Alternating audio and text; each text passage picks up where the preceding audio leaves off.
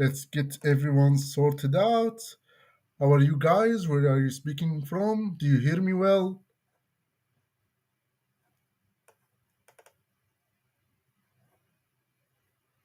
Do you guys hear me well?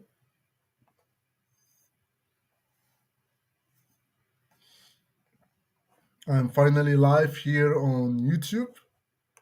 Can you write down if you hear me?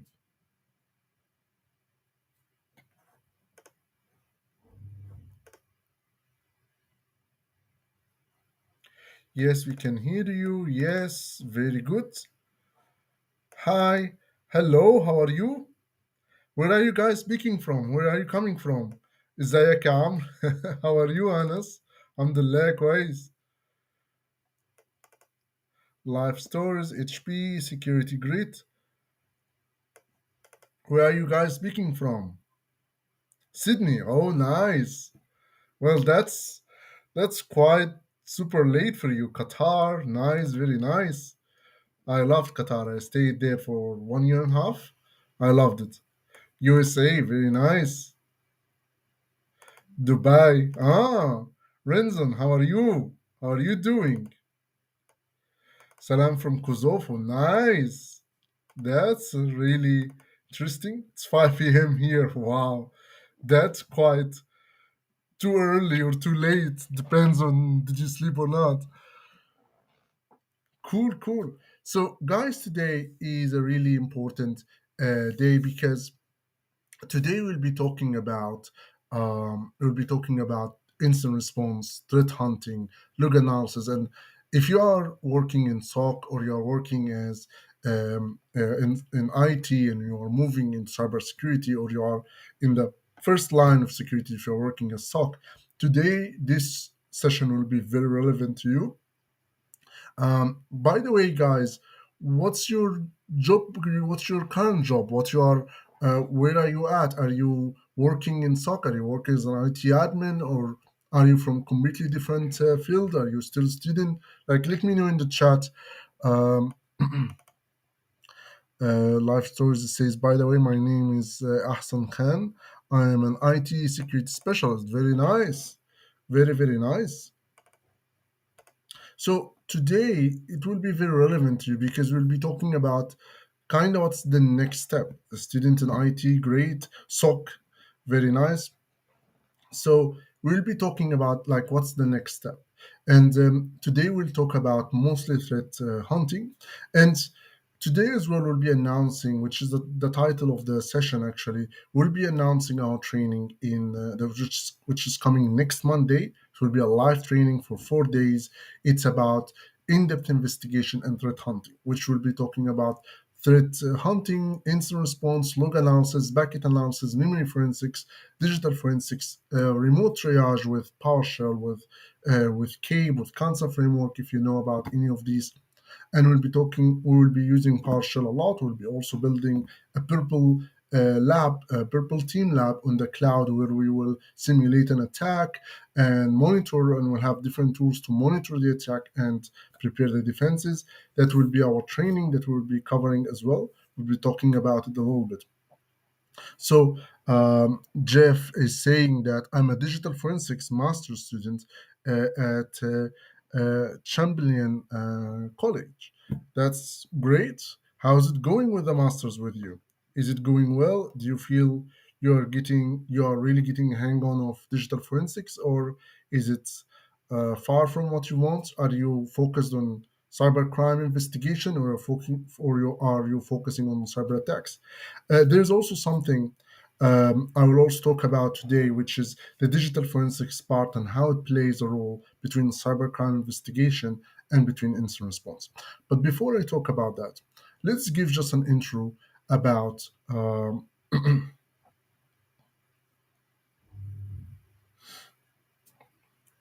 Cool. I am reading your message, Jeff. Very good. So let me talk about for a little bit about basically what is threat hunting and why we are talking about threat hunting in the first place. So, in the last 2 3 years, there is something appeared in the cybersecurity market, which is the in the cybersecurity world, which is the Meter attack. It's basically a framework that's created by Meter organization, which is one of the most important um, organizations in cybersecurity, and and basically this Meter attack has documented all the different types of all the attackers' tactics and techniques that is was ever seen in the cybersecurity world. It categorized all of them and documented all of them in one big library, one big Wikipedia for cybersecurity attacks, and one big map of all the different tactics and techniques. Tactics is, let's say, privilege escalation or lateral movement or initial access or maintaining resistance, like the steps that the attacker goes through to build his attack from basically initial access, getting into any machine in the organization, to totally taking over the whole organization and encrypt all the files. So these are the steps or tactics, are basically the process he goes through. And then under each process, there's all the techniques that is the attacker can possibly use. And once Meter attack has appeared, there is a new term appeared at the same time because of the Meter attack that become like trending all over the basically the cybersecurity market, which is the threat hunting. So threat hunting, life stories or Ahsan, or I'm pronouncing the name correctly, is saying that threat hunting is very important to have a proactive approach. That's true.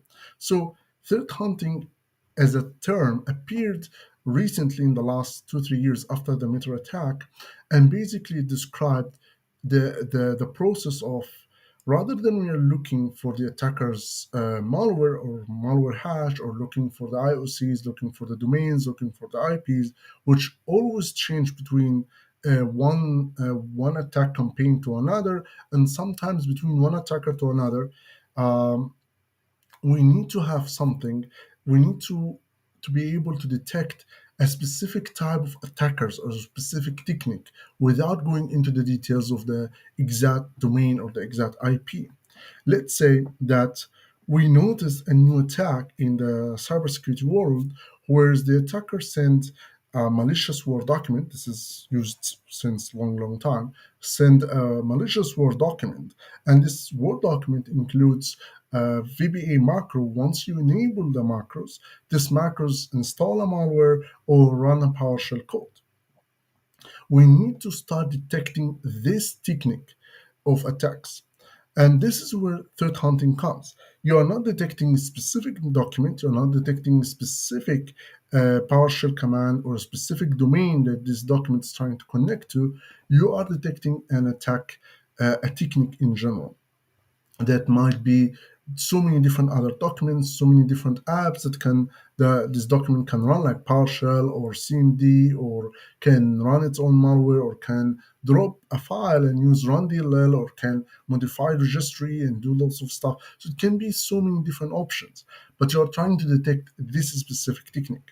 And threat hunting is the process of um, and the threat hunting is the process of assuming that this attack has already happened in the organization. There is an attacker who used this technique just few months ago or maybe a few days ago, and he already compromised the organization. We need to detect this. We need to investigate further and detect if the attacker, if there's an actual attacker who did that. And this is the hypothesis. We have been compromised, and the attacker has used this specific technique to get into the organization. Once we set the hypothesis, we investigate if there is actually an incident. If no incident has been detected, great. If there's an incident has been detected, if there's actual attacker who did that, then we'll kick off the whole incident response process. And in both cases, wherever you detect an attack or not, you will write a new alert, a new detection rule, which detects this specific technique. This rule can be, if you see like a rule on the ADR or the sysmon logs or whatever, if the WinWord application has spawned any other process than these specific processes, let's say it's bound PowerShell or run.dll or any other unknown file, create an alert. Or if one word is connecting to the internet to a domain that's different from Microsoft's domains or Office domains, right? And once we have these rules, now you have created your detection rules. Now you can be monitoring that, and the SOC team can continue monitoring that. And this threat hunting process become an exercise that the team is read always every week is doing threat hunting on different types of threats, or every 2 weeks or every month. It's better to be more often. And every time we are detecting, we are thinking about a new attack, probably an attack that just appeared. Uh, let's say recently, let's say in the last 6 months, 1 year, there is a website called NGRock, and NGRock can help in basically get the attacker to tunnel any RDP communication, any remote desktop communication, and able to connect with the remote desktop to a system that is basically doesn't have remote desktop open to public. Regardless of how this attack can work, you will find in your logs that your machine is connecting to a domain that is something.ngrock.com, or you will find specific IPs, list of IPs, or something like that. Or you will find that there's an RDB that the RDB is connected to a process is running on the same machine. So there's a process inside the machine that's connecting to the RDB servers um, locally, and connecting also to the internet. That basically was is like the proxy style or the tunneling style, and that could be a way to detect. You can set detection rules for that specific things and able to detect if there is an attack or not. Also, threat hunting helps to know if you have gaps in your logs or gaps in your detection. Let's say, oh, by the way, all of this host activities is a blind spot for us. We don't know what's happening on the host. We only know what's happening in the network, but we have very little. We only have the antivirus logs, which basically the viruses have been detected, but we don't have any visibility on what's happening on the machine. We probably need to do something about that. We need to use Sysmon or OS Query or an EDR or some of these tools. So that's where threat hunting comes in. Um, 1 second. Any question about that so far?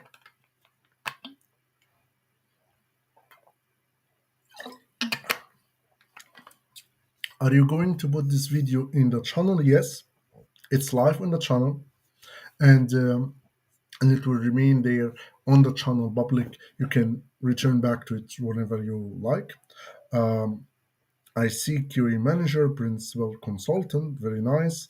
Uh, Cloud engineer, student in IT, multiple students in IT I can see. So that's basically about threat hunting. Then the question comes, why you care?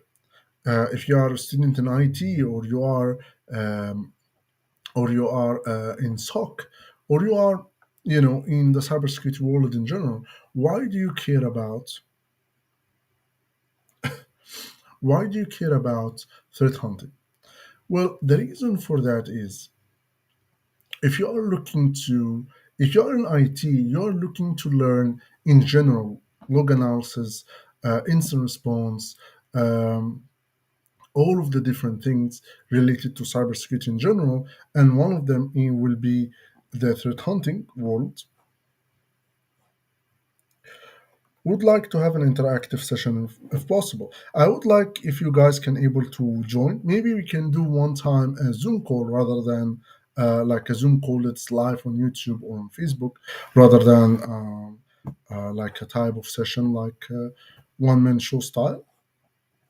But definitely we can, and I actually from my app I can invite guests. So if you like to speak about something, and you can just message me on LinkedIn or my email, and basically we can get to chat and get you to invite you in one of the lives, talk about one topic that can help other people in the cybersecurity.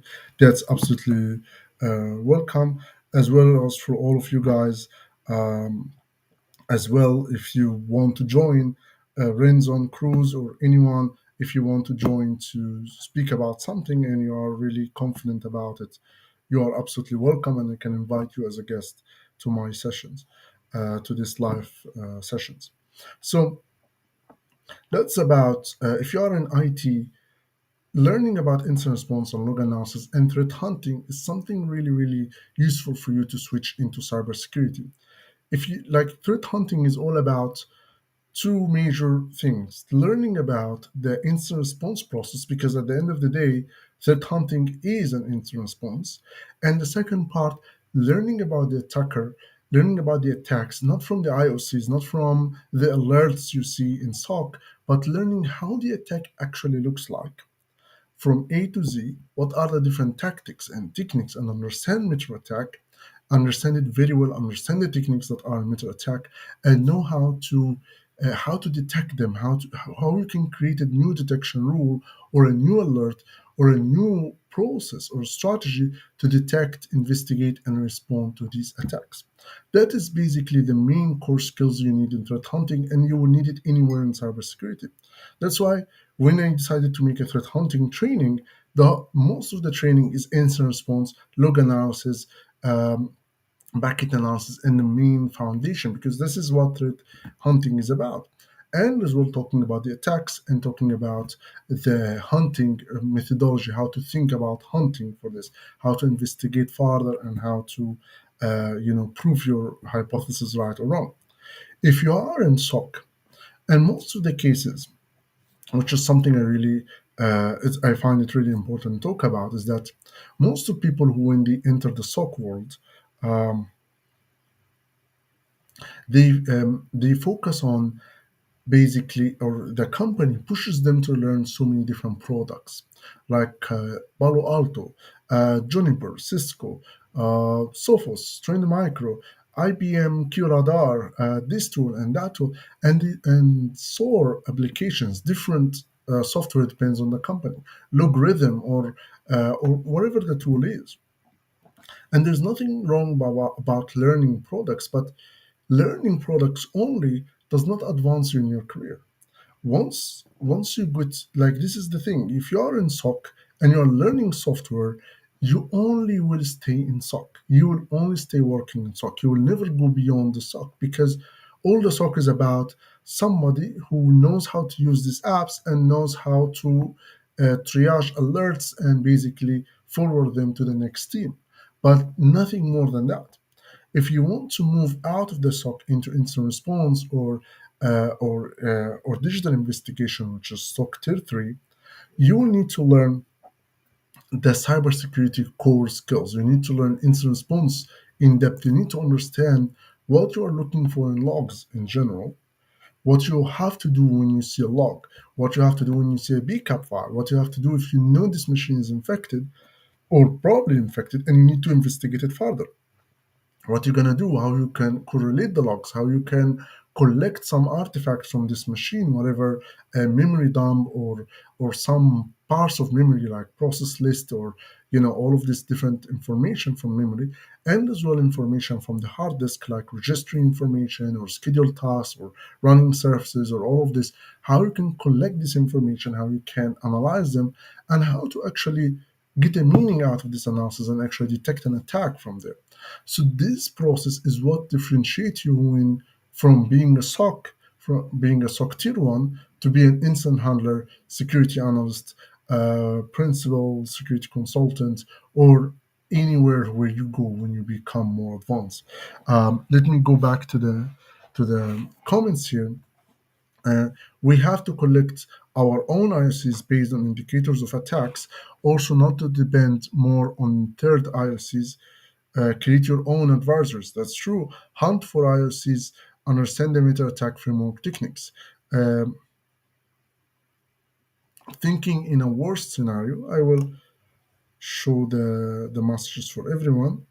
Uh, Thinking in a worst scenario, be prepared for the cyber attack to defend. Um, and yeah, so that is the first message, and this is his second message. This is for now my possibility of having something interactive, so I'm using the most out of it. Uh, Muhammad Hammam is saying, Amr, what about the possibility to write a research paper on this subject? That would be a really, really great thing to do because when something is trending in the market, it gives you more opportunity for exposure. If you write something about threat hunting, whatever it's a research paper like academic style or industry type of hands-on threat hunting for specific attacks, you build the lab, you run the malware, you run different malware, and then you simulate the technique, and then you do the threat hunting to detect that technique.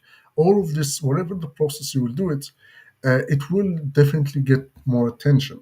And so far, despite so many people talking about threat hunting, there is none who basically there's no real standards yet for what is threat hunting and how to do threat hunting. One of the wrong ideas is to think about looking for domains and hashes from threat intelligence, from third party threat intelligence, and call that threat hunting. That's not threat hunting, that's threat intelligence. Looking at, oh, I found this Emotet IOCs from the internet or Cobalt Strike IOCs from the internet. Let me scan the whole company and see if these IOCs exist, this domain, this IP, this hash. That is not threat hunting. That's basically threat intelligence. You can complete that directly in the SIM. You can have tools that does that. I think Semantic had an app called ETB or Attack Threats Protection, something like that. I was actually part of the team in that was developing the IOCs for that product, but I didn't stay long after. And Microsoft is doing something similar, and many other companies. So that's something that is not the main goal. But looking for specific technique, like the use of NGROC or the tunneling in general, or using a malicious document to initiate an attack, or using I don't know this specific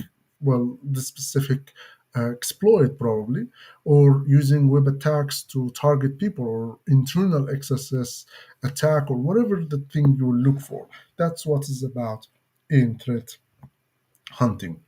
Um, so Jeff is saying, I don't have experience on writing code. Is that for me?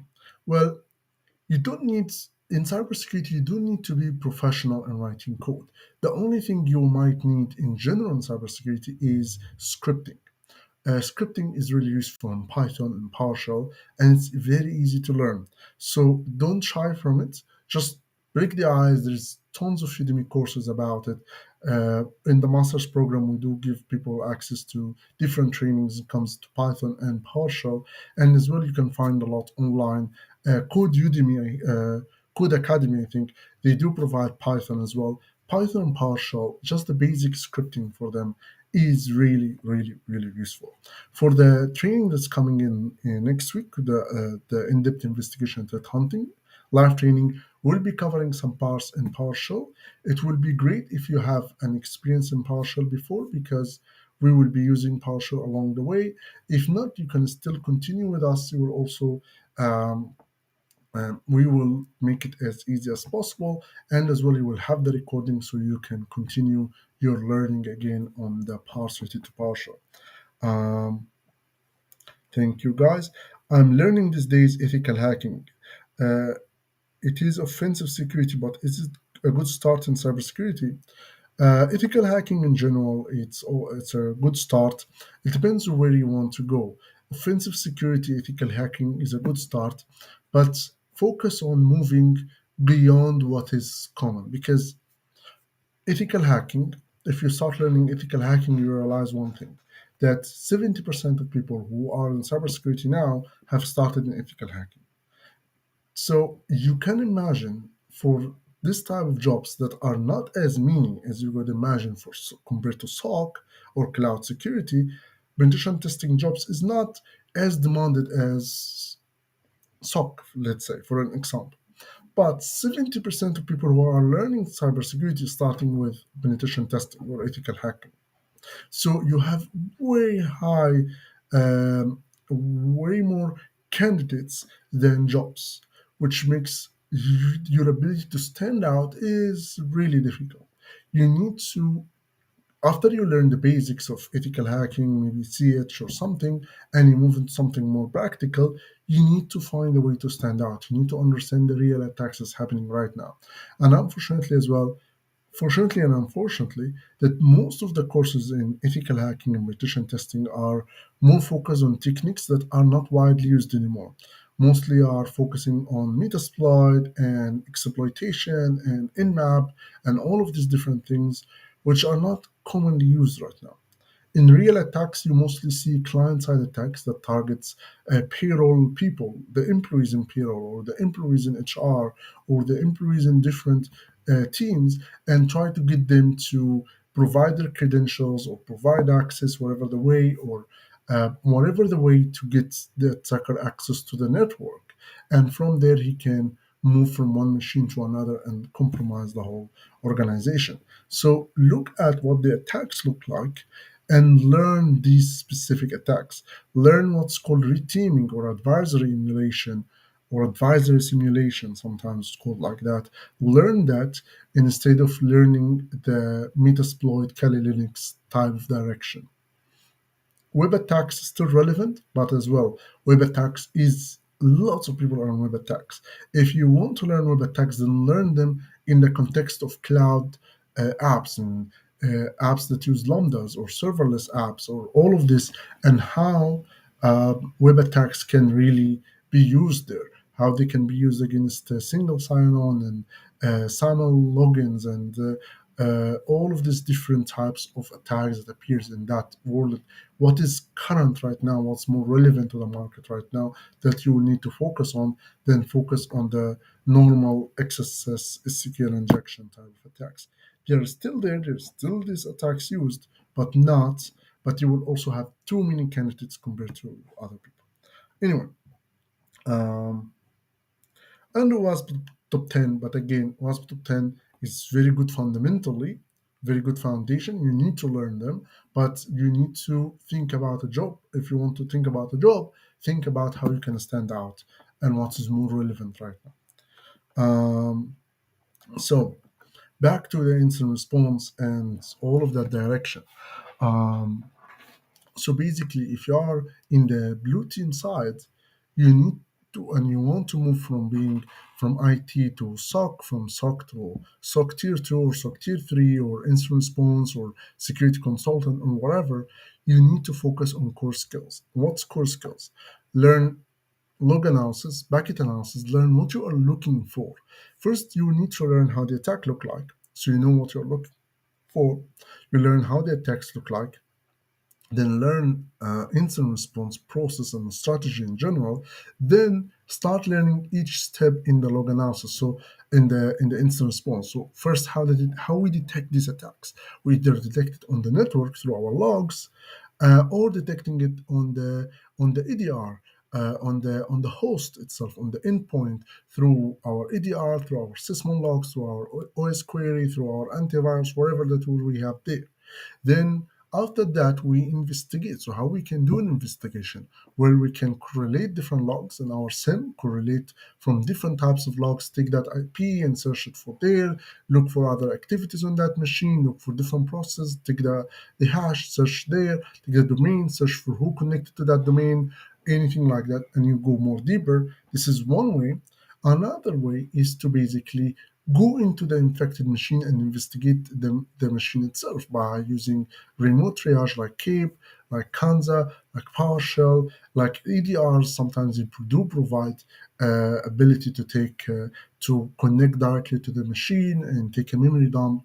I think one of the tools I have used was Carbon Black Response, and Carbon Black Response has the ability to directly connect to the infected machine, isolated from the network. Only it has communication with the Cobalt, with the Carbon Black um, server, and from there you can take a memory dump. You can execute some commands as well to collect different artifacts. So it was really really useful to do all the parts related to in-depth investigation directly from carbon black response. You might have the ability to do that in a company. You might have a company that has more traditional, cheaper tools, right? So you will need to use partial remoting and other stuff. Um, so you need to learn this both of these skills, the how the attacker thinks and how to respond to the attack step by step, and that will take you to the next step in your career. Uh, okay, please mention which courses I can start for SOC incident handling. Good point. So we do have actually, well, one of the things I want to speak about today is that we do have a training coming up actually next week, which is called the in-depth investigation and threat hunting. And that training, it covers incident response, it covers log analysis, covers packet analysis, covers digital forensics, memory forensics, and remote triage in general, and it covers triaging through PowerShell and so on. So, to give you a bit of an overview of what this training is actually providing. This training is actually will be exactly next Monday. It's a live training, 4 days training, and it will start exactly next Monday. And it will be like that. First, we'll talk about the attack. We'll get you to understand the attacker mindset, how the attacker thinks, how he actually executes his attack, and we will have real examples from different attacks, how it actually happened from the point where the attacker decided to attack this company until he compromised the whole organization. We'll have different examples, and then we'll look at different tools the attackers do use and red teamers as well. So this is the first part. Then we'll look into the incident response process. We will cover the incident response strategy. So, how we do detect, investigate, and respond to these attacks. What is the process? And as well, we'll talk about threat hunting, which is the most interesting topic right now in the market of the most trending topic in the cybersecurity market now right now. And having, if you are moving to SOC or you are jumping from SOC to another job, having threat hunting in your resume is something will really add a lot to you. And of course, in your organization, you can implement that. You can implement different threat hunting exercises and add that to your resume as well. So we will be covering here the strategy, how incident response look like from log analysis, from packet analysis, and so on. How the whole workbook, how you will have a playbook of the whole process to respond to specific incidents, the exact workflow step by step, and we'll have examples of workflows as well from the beginning of detection to investigation to response to contain and remediate the attack and so on.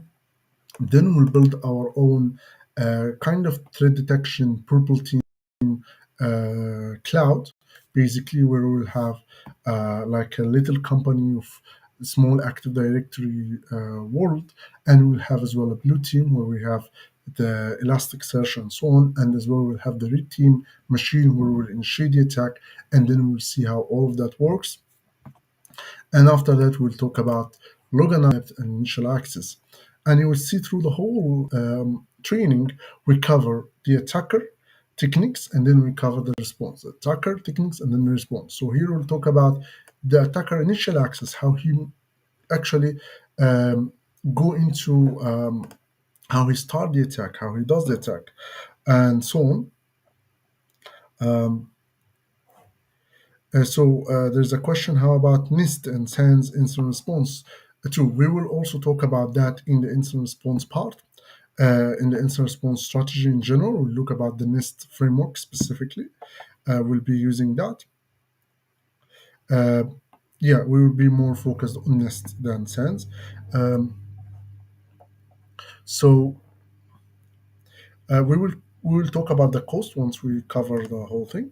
So that's basically for the day one, and then the day two we will talk about the CNC communication, the exfiltration, how he communicates with the attacker, and we'll talk about packet analysis and Wireshark, and also packet analysis as logs, like with the Zeek logs. We will talk about how you can investigate all of that and detecting different attacker techniques like DNS flux, IB flux, um, all of the different techniques the attacker used to hide his CNC communication. We'll talk about it in depth and talk about the detections and the hunting. So through this training, we're not only talking about detection, we talk about detection and hunting for these techniques, even if you don't have specific rule to detect it. That's for the packet analysis. Then we'll talk about malware functionalities in depth. Um, we'll talk about malware encryption, obfuscation, all of this parts and malware functionalities, including like keyloggers, downloaders, all of these different types of malware and ransomware as well, and how we detect them, how we find these functionalities. After we talk about functionalities here, we will talk about investigating the machine directly. And here, I want to talk really about an important topic. I will stop the sharing for a moment. I want to talk about an important topic, which is the digital forensics part. And here, when you talk about digital forensics in terms of cybersecurity attacks, what I see is happening in the markets most commonly is that it's very, very rare to see a company that performs a full digital forensics when there is an attack. Full digital forensics, in most of cases, is not really needed. What is needed is remote triaging because full digital forensics, that means for every infected machine, you will have to have 500 gigabyte of data that you need to analyze. Imagine that on 10 machines that's infected, that's 5 terabytes. For 100 machines infected, that is 50 terabytes. So it is really, really massive. And I think my math is not doing very well, but in general, it's still a lot of data. And the investigation, the analysis for all of that takes long, long time. It's very useful for court type of things, but when it comes to respond to attacks, you need something fast. And fast means log analysis and remote triage in most of the cases, like CAPE, Kanza, maybe a little bit of memory dumps, but sometimes process dumps, then full memory dump, that is enough. Some companies resort into full memory dump and full memory analysis, which also will cover in the training. Um,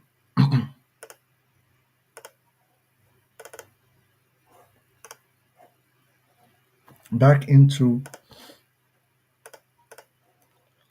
back into the machine, back into the training. So we will cover mostly the triage and different forensics artifacts that you can use in full digital forensics or in remote triage, and how we can detect these type of functionalities through our in-depth investigation, and as well how to write TR rule and so on.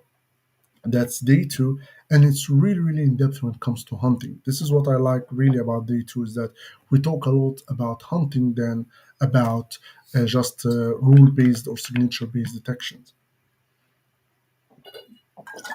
Sorry. Um, moving on, day three, we talk about the malware defense evasion techniques, how we can detect them, and then we talk about memory forensics in depth, which is also covers a lot from how we detect the defense evasion techniques. So as you see, the whole training is the attacker side and the defense side, the attacker side and the defense side. So you learn the attacker techniques and tactics, and you learn how to detect them and protect against them. Then we talk about privilege escalation, and then we talk about the incident response in a whole enterprise using partial. We'll have a very short intro to partial, and then we'll start using it. We'll not write long scripts, so don't worry about that. And as well, we will create the whole threat hunting process. In there, we will execute that.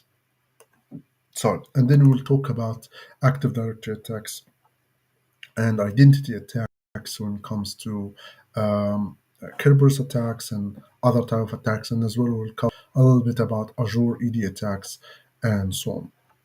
This training in general, this is me. The training in general will be around $1,800. That's the price for it, and that will be basically it will be only for 1 week, because after Monday we will not allow anybody to enter. So in around 6 days, we'll close the door to the students to join. We have already half the seats are filled, so um, If you are interested to join, let me know. Uh, that's for the training. Any question about that?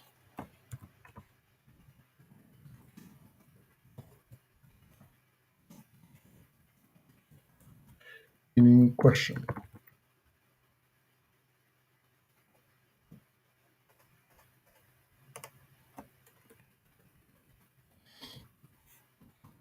So basically, to join, just go to this link, maltribe.com/threat hunting, and you will be there.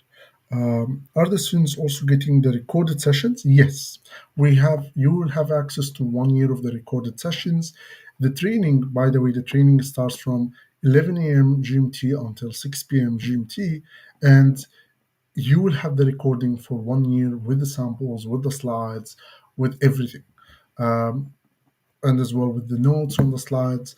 If there is, you will have access to everything, and that access will be for 1 year. Looks like a solid course. Thank you, Renzon. It's really like the combination of everything I have been going and I have been learning also in the last few years, and it's really really impressive training. And so Jeff is saying, one problem that I have now is how to spice up my resume with the right skills and terms. Is there a way you can help too?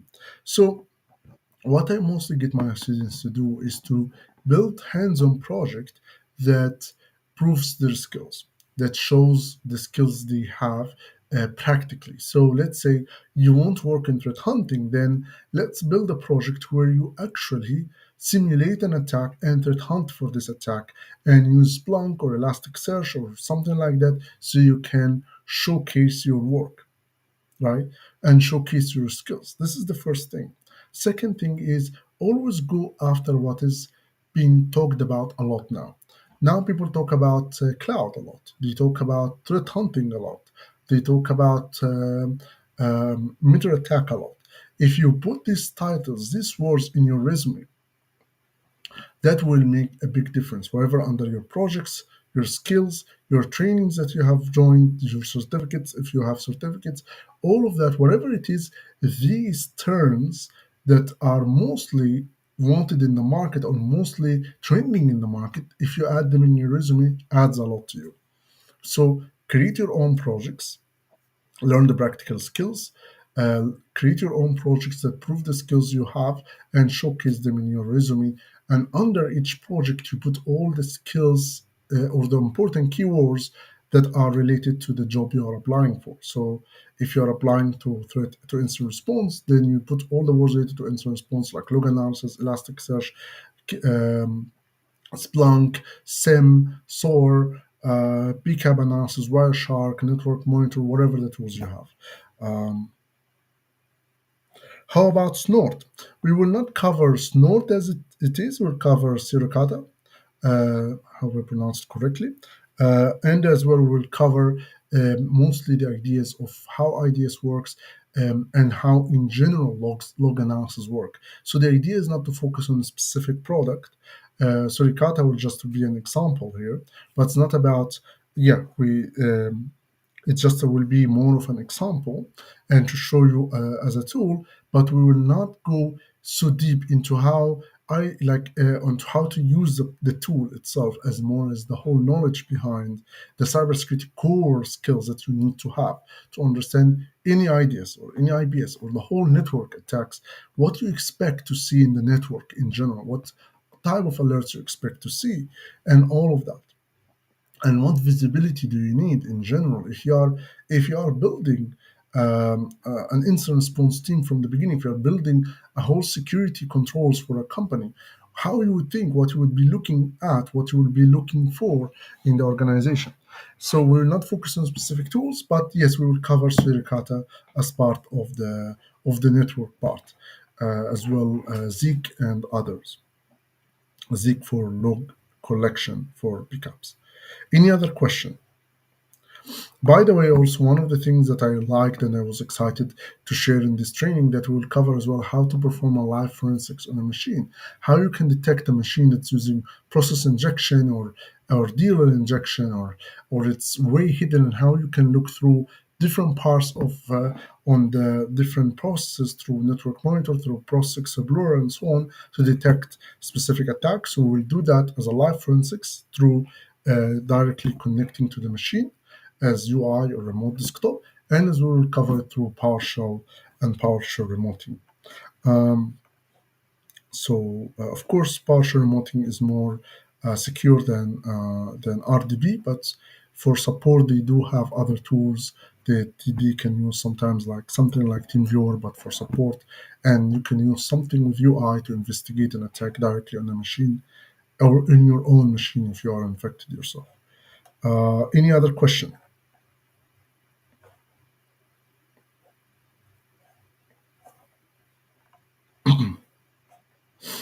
So that's basically what is this like. That's what I want to talk about today. Like threat hunting is something that is it's really it's not something new, it's not has been created new. Like we have been doing threat hunting. I remember back in 2012, 2013, I was performing threat hunting, but at that time it wasn't named threat hunting. There was not this name, and nobody was really caring about this process until the meter attack appeared, and threat hunting as a term has been created, and then boom, it's like trending everywhere.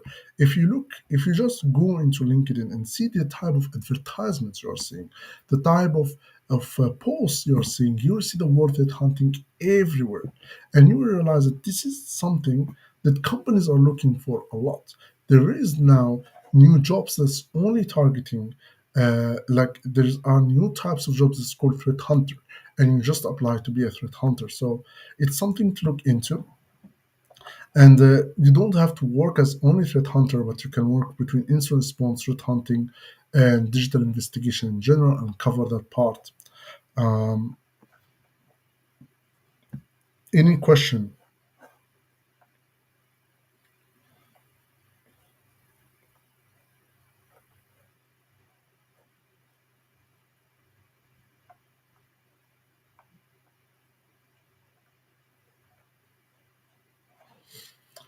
So in general, we have this training will start on 25th of April. So if you are interested, just go to this web, go to this link martrack.com/threat hunting and register from there. If you have any questions, just reach out to me, or you can ask here directly if you have any questions or any comments.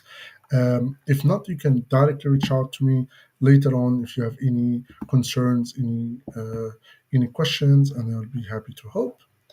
Um, that's it basically for today.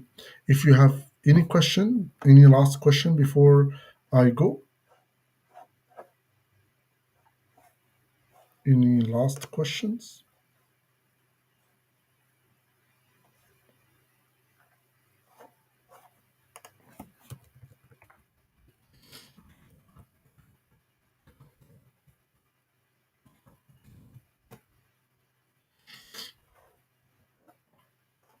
And for and guys, you can reach out to me. We can have a kind of a guest type of live sessions, maybe next week or the week after. Just reach out to me on LinkedIn or something. Why should I take that course? So it depends where. Okay, thanks a lot. Stay safe and healthy. It was helpful. Thank you very much. So Muhammad Ali is asking, so why should I take that training? And the question is, where are you now in your career? Are you in IT and still doing cybersecurity? Are you in SOC? Are you an instant handler? Are you a manager now? Like, where are you now in your career? This is a very important question. So I can tell you why that can be helpful if it's helpful for you. So, where are you now in Muhammad Ali?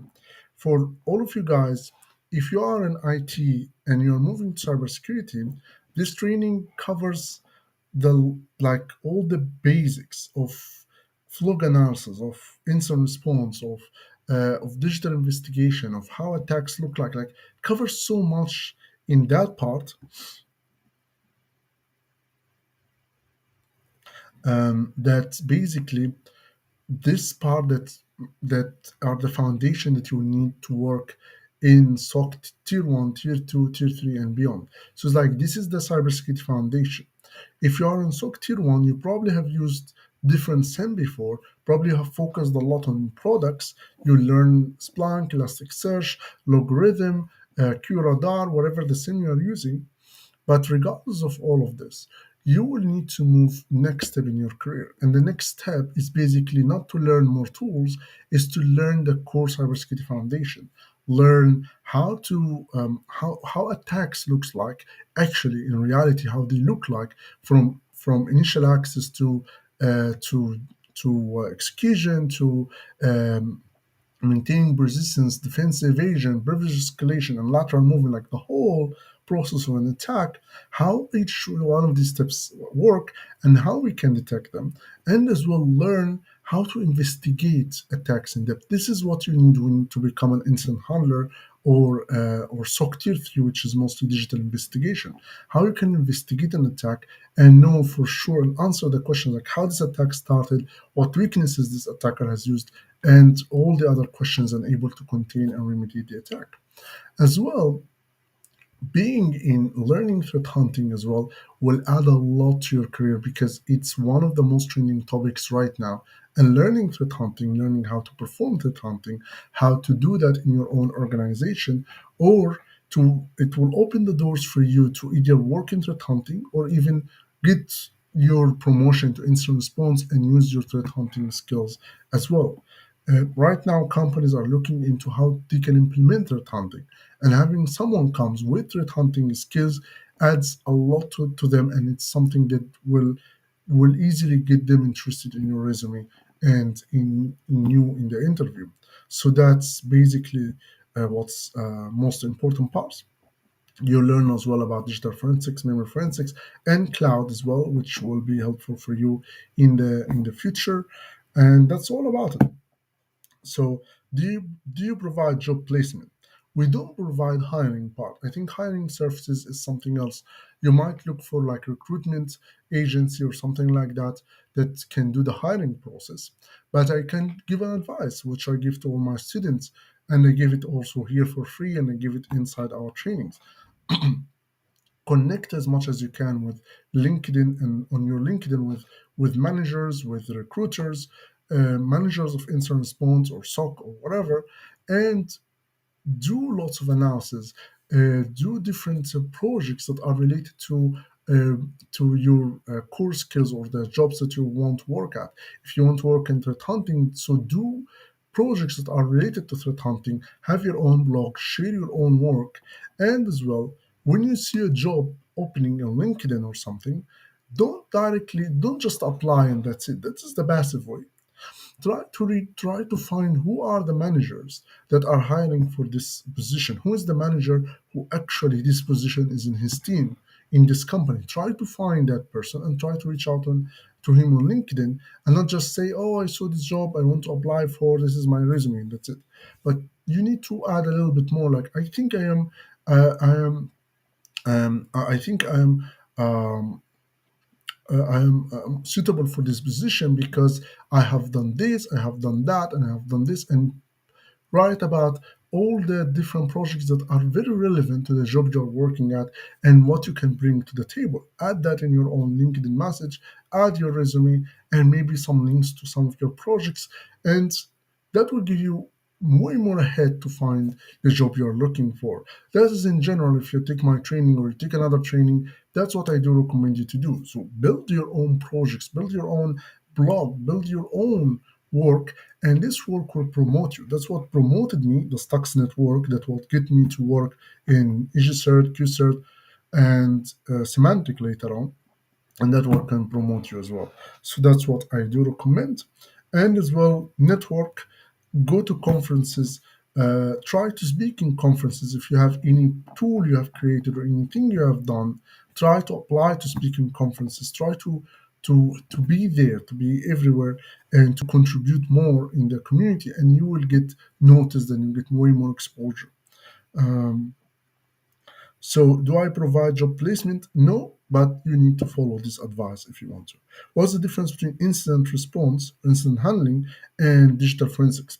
So, or DFIR. So, incident response in general is responding to an attack that can include just detecting an attack and just contain it or remediate, like detecting this machine looks infected, and then go to this machine and disconnect this machine or format this machine completely, and that's how you respond to attack.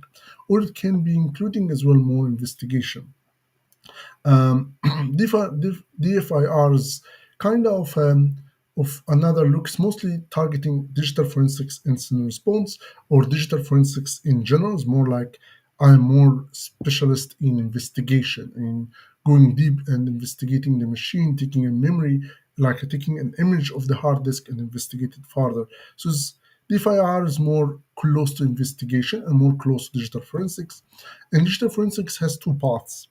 One is cybercrime and crime investigation, which is what you see in court and all of that, and that's completely different path than digital forensics for incident response, which includes mostly triaging and investigation, looking at registry hives, looking at different the MFT, looking at different stuff, and detecting an attack from there. That's what we mostly cover in our training, the in-depth investigation.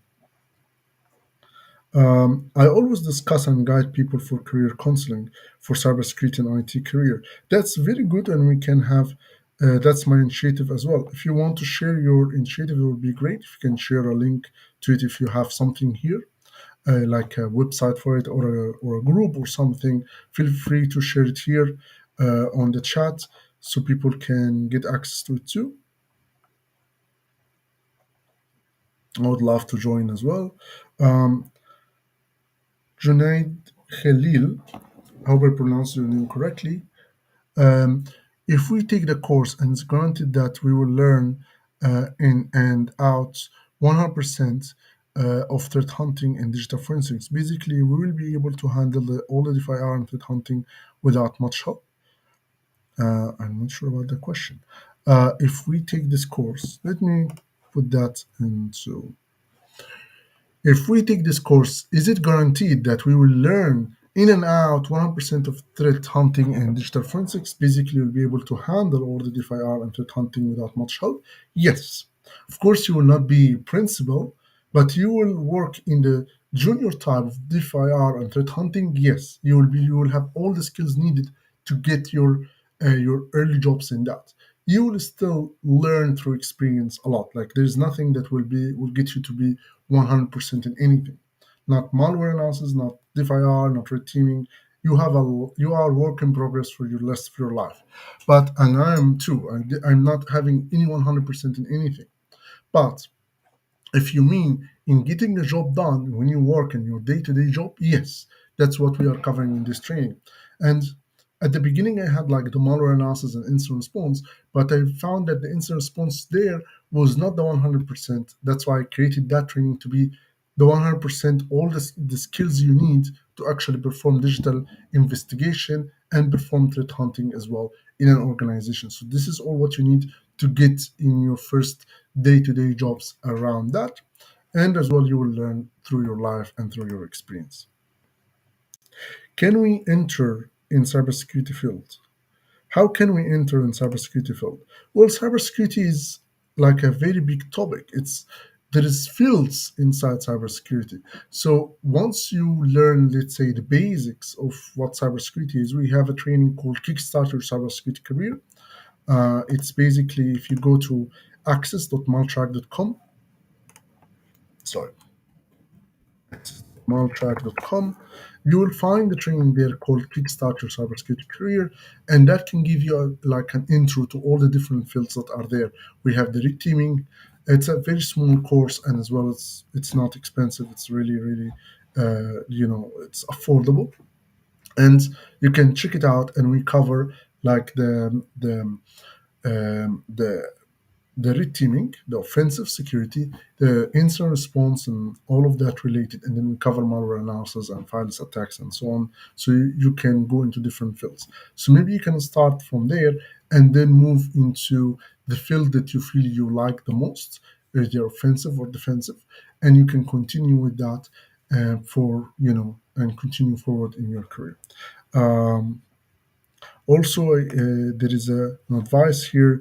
Dear Jackson, you need to have a lot of patience and interest in learning basic networking skills to build up and understand what's security and what's information security. Um, and as well here, Life Stories is saying, Jackson, difference between cybersecurity and information security. So yeah, so this is some of the advices up here. Um,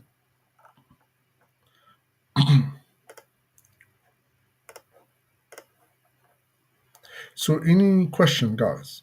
Any other questions? I like when all the questions starts to come up. It was like, if there's any question, there's no questions for like 5, 10 minutes. Like, okay, there's anybody has a question here, and then suddenly all the questions came. So I like that. Um, I have CISP and CCNA 1, 2, 3, 4 from Cisco. If you have them, well, if you have CISP, that's cybersecurity in general view, but it's not technical, but it gives you the whole overview. Now, where do you want to be? Do you want to be in managerial world or not technical, like risk management, risk like looking at risk management, or do you want to go more technical, like offensive, defensive, cloud, and SOC? Like what's your direction you want to go, and from there you can decide the direction you want to go. Um,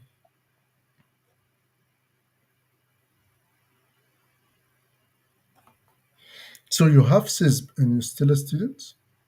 Interesting. But anyway, follow with that advice as well um, from life stories. Understanding attacks and go very, very basic about IT, which are vulnerabilities and risk and threats and so on.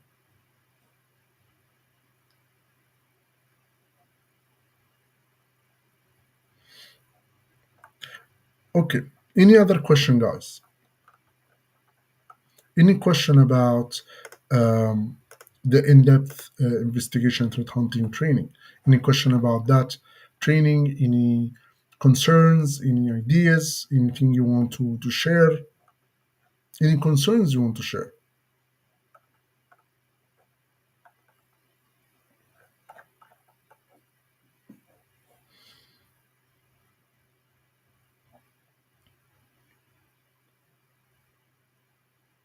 So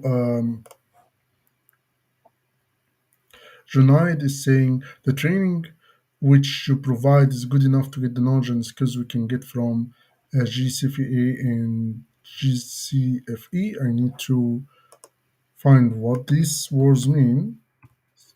There are so many different trainings that people start to get lost in which what means what. So let me go into. So let me just look at their content more. So this is the GREM certified forensics analyst and the forensics examiner. So I want to see what exactly do they provide. But in general, I can't see exactly their curriculum here. Maybe I went into a wrong page or something. I don't know. Anyway, I will have to look into their curriculum, but I wouldn't say we do go like digital forensics is a really, really in-depth field, really in-depth field. And what I want to be clear here is that we focus more on what you do when you work in an organization, what you use from digital forensics when you work in an organization. We will not cover like how to image a hard disk and then do like autopsy, like go through all the different things, 500 gigabytes. You will go through all of them because I found that is used very rare. So we don't go very, very, very in depth into the digital forensics in total. We focus on what is related to incident response, and that's what we care about. The digital forensics you need for incident response, which is mostly the remote triage and understanding all the different artifacts. So if we go back to the training, um, as you see here, We focus more here on detecting and looking at different artifacts on the organization, the MFT, the the different artifacts like briefage files, like scheduled tasks or scheduled jobs, spits jobs, registry, different registry and registry hives, and how to extract registry hives and how to analyze them, and all of these different things. But we do not really go into, okay, let's take an image, FTK imager, let's take an image of the hard disk, and then we take an image, 500 gigabytes, upload them in Autopsy, create a timeline from Autopsy, and then investigate all of it. We don't go into the whole forensics process. We go the forensics that we use in incident response, which is mostly remote triage. You will find that the difference is not massive because we care about type of um, the same type of artifacts. But what we do is that we focus more on the cyber attack side of things. We do not cover anything that is more important for crime investigation or something like that. We focus on what's important for cybersecurity. And that's, I believe, is what's important for you when you go into in-depth investigation and DFIR inside cybersecurity world. So that's what we focus more at in that training. That if hopefully that answers your question. Another question is, my query is the Threat Hunting Foundation, what all it covers. Like I have here and worked in active countermeasure, XDR, and other. Um, so the question that my query is Threat Hunting Foundation, what all covers. So I focus more on. Um, so let's continue the question. I think also before the fire, we need to understand what's an impact on cyber insurance and offensive, and of course, incident response. So I focus more in the on the on the foundation of incident response, which is log analysis, PCAP analysis, malware attacks, identity attacks, or Active Directory attacks, Azure AD attacks, how the attacks look like, how the attacker actually do his attack, and how the incident response, and then the threat hunting from the practical part. I don't go into the parts where it's more more managerial level, which is the impact and the insurance and risk management and all of this different umbrella is not what I focus on. It's not also my specialty. Mine is more technical, more hands-on. So hands-on incident response, hands-on log analysis, hands-on backup analysis, hands-on remote triage, malware attacks, identity attacks, and how we can hunt for them, creating new detection rules and so on. And I think if we will cover everything related to incident response and threat hunting, everything, we will take years and will take lots of different trainings. But the focus on the hands-on and what you will do day to day if you work in a team, in an incident response team as a threat researcher, threat hunter, incident handler, and so on. As well for managerial level is what's exactly the skills needed and what is the process we'll use for incident response and threat hunting from a technical perspective. I think when it comes from a managerial perspective, which is the risk and insurance and all of that, we don't really go, and the impact analysis and all of these different things, that will be a different path. um, I believe so. Makes sense.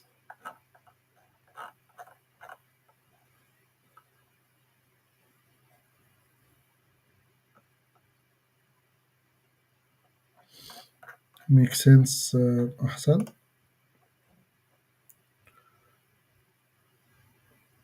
Yeah, Ahsan is saying very true. It will take years. Um, it should be specific, yes, and we are specific into the hands-on part, the technical part, where the incident response technically, the hands-on incident response, hands-on in-depth investigation, and hands-on threat hunting. The other parts, when it comes to managerial and the look at the full picture as manager side, we don't cover that theory part. Also, if you want to go into managerial level, but you want to understand threat hunting technically, then this training will be really, really good for you. So, and you'll see that across all my trainings, it's so technical, very little of theory, very little of I wouldn't call them fluff, but it's a kind of theory that is important for other people who are not technical, maybe important for managers, like CISP, for example. It's full of useful information, not for the people who are hands on, people who are in the risk management, people who are in cyber insurance, people who are in compliance, like the non-technical side of cybersecurity. It's not my field. I am not good at it, to be honest, and it's not my field. My field is more focused on the hands-on part, the practical part, and that's what I covers in my trainings in general. Um, any last question before we finish? We have 5 last minutes or last 5 minutes to finish the live. So if there's any questions about in-depth investigation. So me and my roommates need to know what cybersecurity entry level work. So cybersecurity entry level, mostly it's about SOC. So you will work in a team where there will be, you will learn about there's a SIM, which has all the logs and all the alerts. There's lots of alerts happening. And you need to know a little bit about cybersecurity to understand, yeah, SOC monitoring, basically. That's what Ahsan is saying, SOC monitoring. So you basically look at alerts and then, oh, this alert looks suspicious. Let me investigate it. You have a specific way to investigate each alert. Take the hash, for example, go to VirusTotal, see it, look at if it's an unknown domain, something like that. And when you see an alert that looks suspicious, you basically escalate that to the next team, and the next team investigate it further.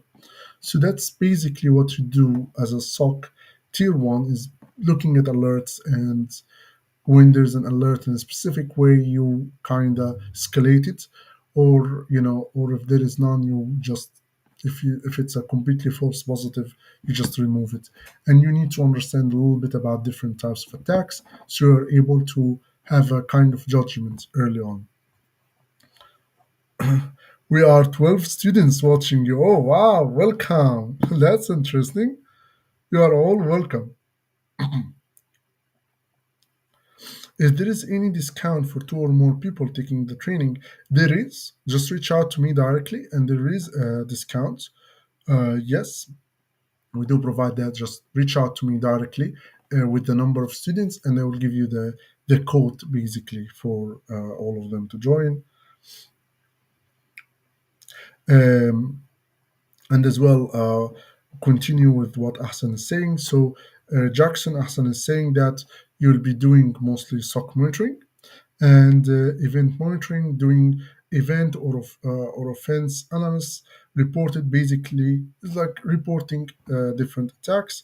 And as well, next level is to eradicate and mitigate these attacks and get the lessons learned, which is more in-depth investigation of what's happening, which what we provide in our training as well.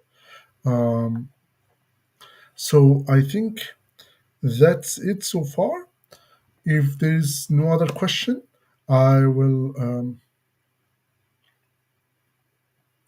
if there's no other questions, um, Jackson, I don't know if that question is for me. Do you give cybersecurity courses? I don't know if it's for me or for Ahsan, but for me, I do provide different trainings, malware, threat hunting, which is the training next week, and as well, I have the Kickstart Your Cybersecurity Career in access.maltrack.com, and I have the Red Team training as well if you are interested in learning offensive security. If you are asking Ahsan, I am not sure he can reply to you on the chat here. It's for me. Yes. So to for me, yes, I do provide malware analysis training. I do provide the threat hunting training, which is on the screen here, and I do provide offensive training as well. It's called advanced threat teaming or in-depth threat teaming, and this is for the attacks. It's not advanced. You can join if you have the basics in cybersecurity. Um, thank you, Jackson. So you can check all of them actually in maltrack.com. Um, Basically, in maltrack.com, we have all the list of trainings that I do provide. Um, maltrack.com. As well, I have a training that I don't really announce on the website. It's called um, It's called Kickstarter Cybersecurity Career. This is my login. So basically, it's this one. It's 197. It's a really great intro. It's not. It's like on budget, and it's really a great training. Kickstarter cybersecurity career. If you are starting, as well, you get it as a bonus if you purchase this one, the in-depth red teaming, and that's more in the offensive side. On our website on maltrack.com, you can go a little bit down, or you can just click on training up here, and you will have here the live trainings. We have the in-depth digital investigation and threat hunting. That's on 25th to 28th, which is exactly next week. And we have the hands-on malware analysis incident response from 13th to 16th of June, and advanced red teaming, which is on August 20 to 25th. That's for the that's for the live trainings. For the recorded trainings, we have the malware incident response, and you can register and have access directly right away. And as well, we have the in-depth red teaming, which you can also register and have access right away. And that comes also with the Kickstarter cybersecurity career and an intro to C++. So it really comes in a really nice package as well, this in-depth red teaming. And that's basically it. Um, so feel free to join. All the syllabus is written on the website for each single training of them. You can check it out, or we'll have a full session to just describe what's there. But you can check them out. Feel free to look at the website maltrack.com, and you can just go to here maltrack.com, and you find all the information. And as well, you can reach out to me directly on LinkedIn or my email, and I'll be happy to help you to see which one suits you specifically, or you and your roommates, and we'll see where it goes from here. So for Junaid, he's saying, how's the syllabus? uh, Here is the syllabus. Can you confirm if all of this is done? Can you describe more exactly what you mean?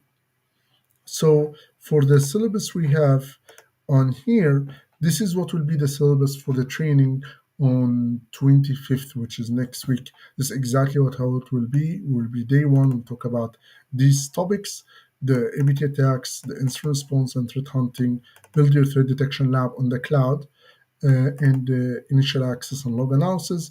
Then we're going to bucket analysis and hunting in the buckets and in the network, malware functionalities in depth, and investigation and forensics. Then we'll look into malware defense evasion, memory forensics, and then the privilege escalation, the PowerShell part, the credential theft. And here I have the title repeated by mistake, but here will be the Active Directory attacks in general, and as well the identity attacks. So we'll talk about as well. Um, we'll talk about kind of Azure ED attacks and cloud attacks in general. If that is your question, I hope I answered your question. And to access that training, you can go to maltrack.com/threat hunting. You will have access to all the syllabus there, and you can, and as well, feel free to reach out to me after LinkedIn if I couldn't on LinkedIn if I couldn't answer your question correctly, and I'll be happy to answer. So that's it for today. Thank you guys for joining today. I'm really happy to see you with me on this live. Please, if you are on YouTube, if you're listening to me on YouTube, how much it will cost. Um, where did you give the link? Uh, I'm having the link in above question. Let me check. Sometimes YouTube blocks links, so probably your link has been blocked. Let me check. Um,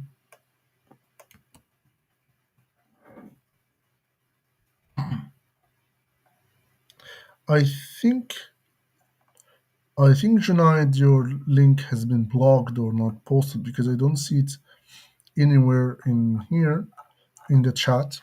Um, For the training, this training, the in-depth investigation threat hunting will cost $1,800. The other trainings have different prices. All the live trainings have the same price, which is $1,800. The other recorded trainings, they are a bit cheaper. You can check them out if you want to. Um, you can check whatever the training you like, and you can reach out to me as well so I can give you direct advice which one is more suitable for you specifically, or for your roommates. So for in terms of, you are absolutely welcome. um, but basically, as I said, like when it comes to Jerem trainings, it's mostly Jerem trainings, or like the when I see like a digital forensics examiner, it is basically it's everything about digital forensics, regardless of how much that this knowledge is used in incident response or not.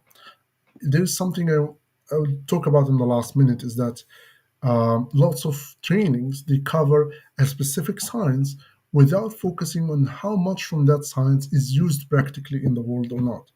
And for me, I want to give you what is exactly needed for you right now. If you are going to work in in-depth investigation or threat hunting or incident response or DFIR, what exactly will you be doing?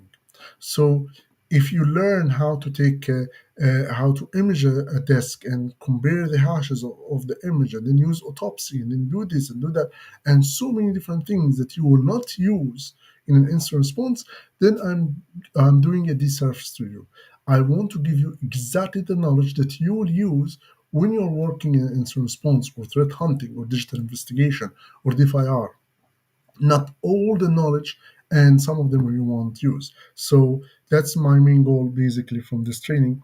So when I see something like SANS providing just digital forensics trainings, mostly they will be just digital forensics, regardless of it's really the things, regardless if it's really important for incident response or not. It's the digital forensics science. If you want to continue in digital forensics, whether for crime investigation or for cybersecurity attacks, it doesn't matter. This is the foundation, or this is all what you need for digital forensics. But what I focus on is not everything about digital forensics, as what is needed from digital forensics in incident response, what you will actually use from digital forensics in incident response. That's what I focus on. So that's why you're like, we don't go so much in depth like JRM training, or not JRM, the GCE, whatever. Um, we will not go as in depth like that, but we will cover the things that you actually need in digital forensics, in incident response. So that's all about it. Thank you guys for joining today, and don't forget, go to multrack.com/threat hunting. If you want to join me, already we are starting in just next week. So basically, all the tickets will be closed beforehand, and there will be no way to join, no way to join after the training and to get the recordings. We will not do that. The recordings will never be on sale. So this is basically, we have this training. I think the next one will be way far ahead. So make sure that you join now if you want to have access to this training now. You join in the next 6 days or less. And as well, reach out to me on LinkedIn if you have any questions. If you are a group of people and you want a group discount, reach out to me and they will be providing that for you. That's it. Thank you guys for joining, and see you in the next live. Bye bye. Not in the next live after live, I mean next live going live on YouTube. And don't forget to subscribe to the channel as well. See you. Bye bye.